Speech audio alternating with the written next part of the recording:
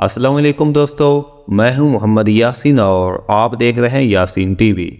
دوستو، ہم سب فلسطین کو سپورٹ تو کرتے ہیں اور ہم فلسطین کے لیے سراپا احتجاج بھی ہیں، لیکن ہم میں سے زیادہ تر لوگ یہ نہیں جانتے کہ کیسے اسرائیل نے فلسطین پر قبضہ کیا ہوا ہے۔ میری یہ کوشش ہوگی کہ میں آپ کے ساتھ آسان الفاظ میں مسئلہ فلسطین اور ساتھ میں فلسطین کی تاریخ اور اسرائیل کی تاریخ کو بھی آپ سے بیان کروں۔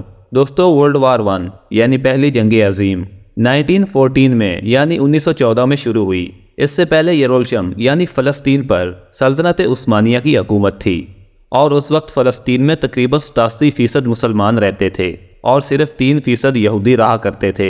یہ وہ وقت تھا جب فلسطین میں مسلمان، یہودی اور عیسائی سب مل کر رہتے تھے، لیکن پھر پہلی جنگ عظیم شروع ہو گئی اور 1918 میں یہ جنگ ختم ہوئی اور اس کے بعد برطانیہ نے فلسطین کا کنٹرول سنبھال لیا۔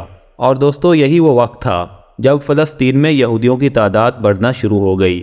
1920 سے 1938 تک فلسطین میں 3,20,000 یہودی آ کر بس چکے تھے۔ یہ سارے یہودی یورپ سے فلسطین آ رہے تھے اور ان کا مقصد یہودیوں کے لیے ایک علیحدہ اسٹیٹ بنانے کا تھا، اور یہ لوگ فلسطین میں زرعی زمینیں خریدنا شروع ہو گئے۔ ان زمینوں پر جن پر فلسطینی کسان کام کرتے تھے، یہ لوگ ان کو بھی وہاں سے نکال دیا کرتے تھے۔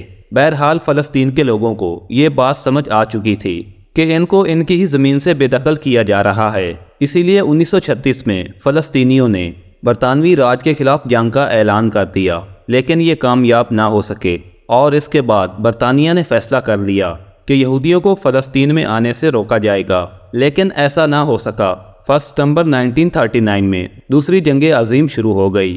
اس وقت یورپ میں یہودیوں کا قتل عام ہو رہا تھا اور یہودی لاکھوں کی تعداد میں پھر سے فلسطین آ رہے تھے۔ 1942 میں برطانیہ بھی فلسطین کو چھوڑ کر چلا گیا، لیکن اس وقت تک لاکھوں یہودی یورپ سے فلسطین میں آ کر رہنا شروع ہو گئے تھے۔ بہرحال 1947 میں یونائٹڈ نیشنز نے کہا کہ فلسطین کو 2 حصوں میں تقسیم کر دیا جائے۔ 55% حصہ یورپ سے آنے والے یہودیوں کو دے دیا جائے اور 45% حصہ فلسطینیوں کو دے دیا جائے، یعنی جن فلسطینیوں کی اپنی زمین تھی، اب انہی کے پاس صرف 45% زمین رہ گئی تھی۔ یونائٹڈ نیشنز نے یہ بھی کہا کہ یروشلم، جہاں پر مسجد اقصی ہے، یہ ایک نیوٹرل جگہ ہوگی۔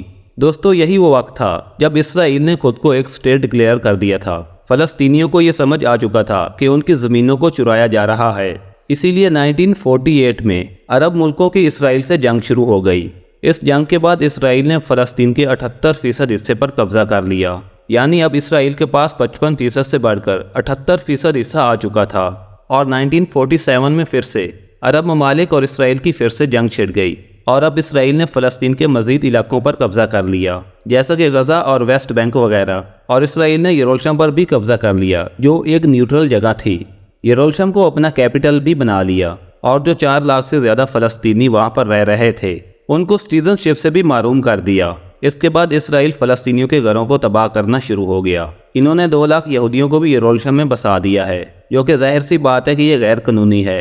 ناظرین کرام، اگر میں آپ کو مختصر الفاظ میں بتاؤں تو 100 سال پہلے فلسطین میں فلسطینی ہی رہتے تھے، لیکن بعد میں لاکھوں یہودی یورپ سے آ کر ان کی زمینوں پر آباد ہونا شروع ہو گئے۔ انہوں نے فلسطین کے 55% رقبے پر اسرائیل بنایا اور پھر آہستہ آہستہ باقی کی زمین پر بھی قبضہ کر لیا۔ اسرائیل نے یونائٹڈ نیشن کی ریزولوشن کی بھی خلاف ورزی کی